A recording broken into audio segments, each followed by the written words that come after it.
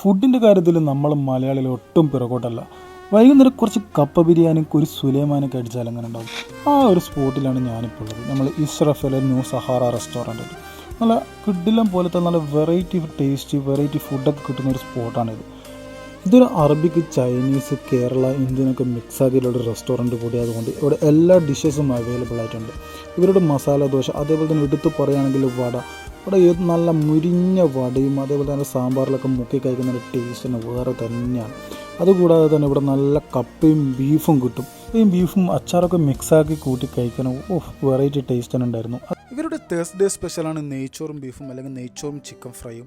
അതേപോലെ തന്നെ ഇവിടെ അവൈലബിൾ ആയിട്ട് നൂഡിൽസ് ഉണ്ട്, അതേപോലെ ഫ്രൈഡ് റൈസ് ഉണ്ട്, അതേപോലെ ചിക്കൻ ഡ്രൈ ഫ്രൈ എന്ന് പറയുന്ന ഒരു ഐറ്റം ഉണ്ട്. വെറൈറ്റി എന്ന് പറഞ്ഞാൽ വേറെ ലെവൽ സാധനമാണ്. എല്ലാവരും മസ്റ്റായിട്ടൊന്ന് ട്രൈ ചെയ്യേണ്ട ഒരു ഐറ്റം കൂടിയാണ്.